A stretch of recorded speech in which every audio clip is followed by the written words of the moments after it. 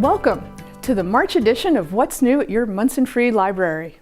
I've got a lot of things to tell you about today, a lot of exciting programs coming up. So I'm going to skip the part about telling you how we have museum passes and all these great online resources and a library app. You've heard that before and I'll say it again next month, but I'm going to go right into all the programming we're doing for you this month. First of all, I'm not going to list all the normal programs we have, the book group, the Scrabble night, the book discussion, all those great things. Go to our website and look under adult programming and you can find the whole list of what's going on at the library for March.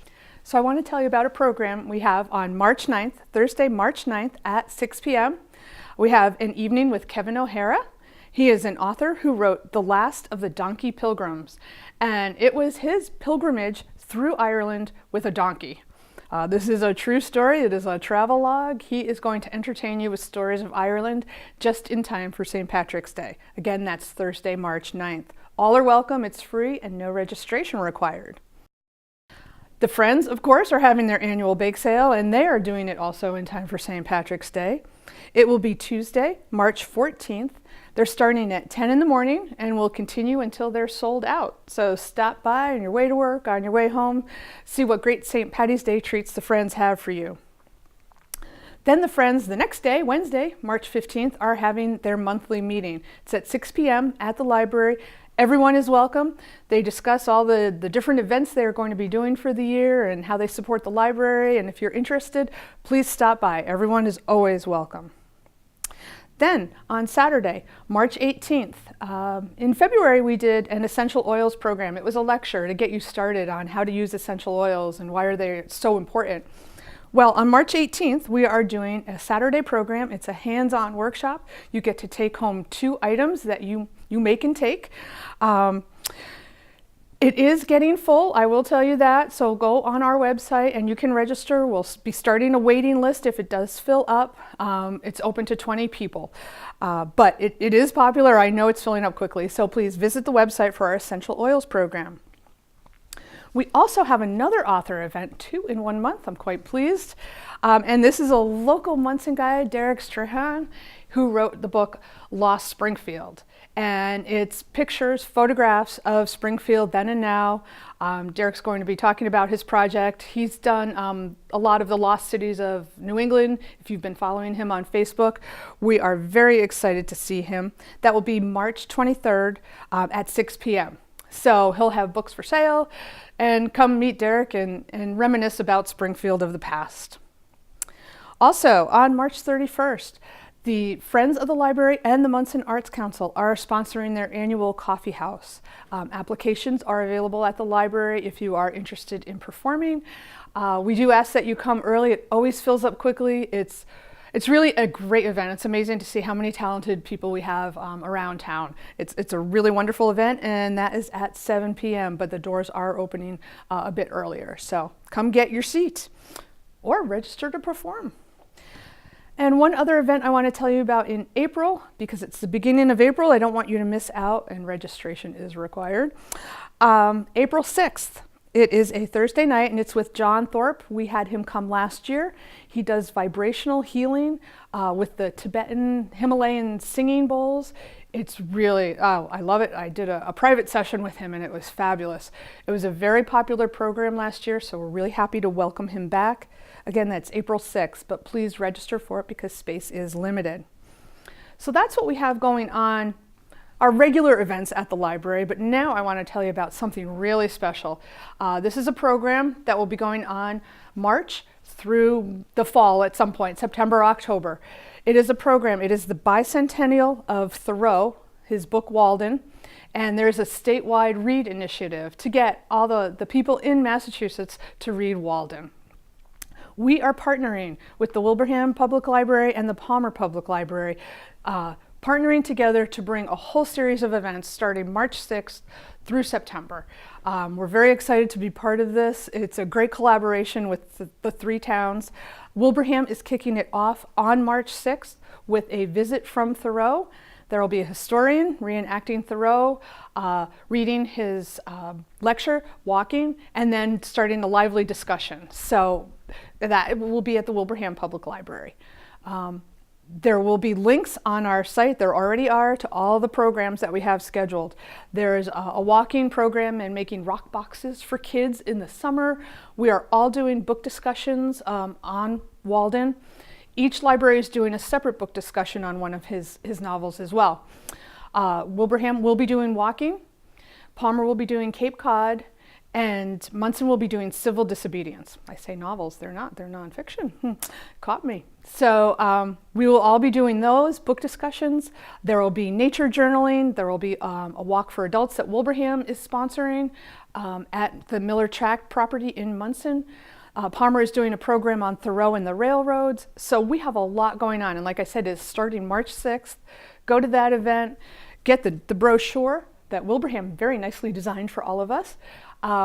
And the Monson Library, because we're doing civil disobedience as well, like I mentioned, we did order 55 copies of this paperback. It has Walden and civil disobedience in it.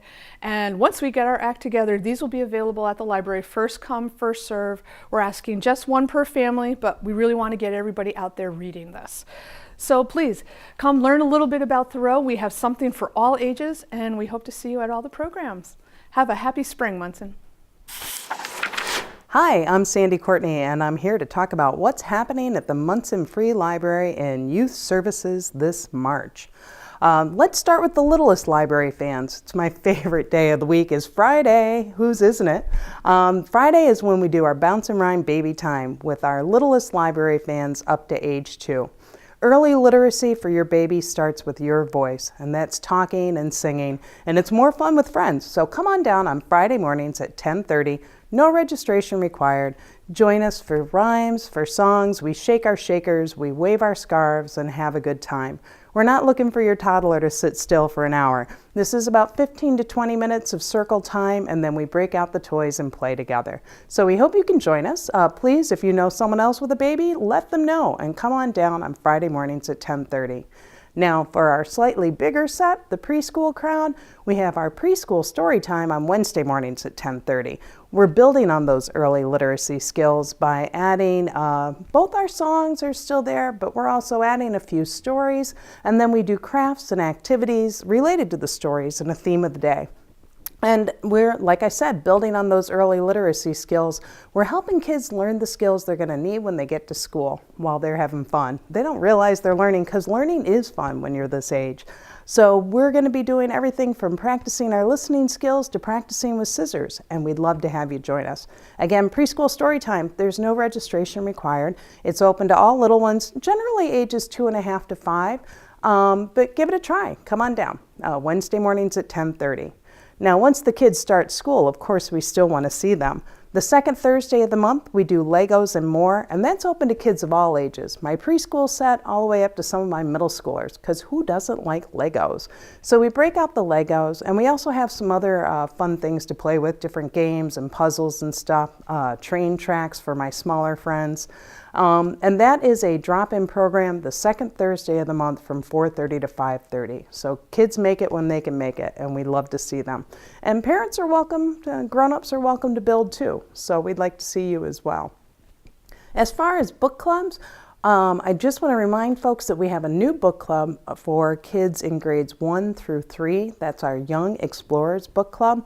Despite the weather's worst throwing us off in January and then the first week of February, we're finally getting together that last week of February, and the kids were able to pick up their first copy of the first book that we're reading, which is Diva and Flea by Mo Willems.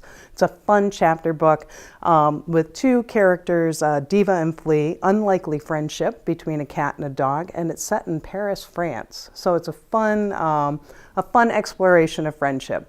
So as a kickoff for that book club, we had Tibby Chase bring Arlo the Corgi to our book club, and we thought it would be fun since we've got dogs and cats to talk about pets and talk about pet ownership.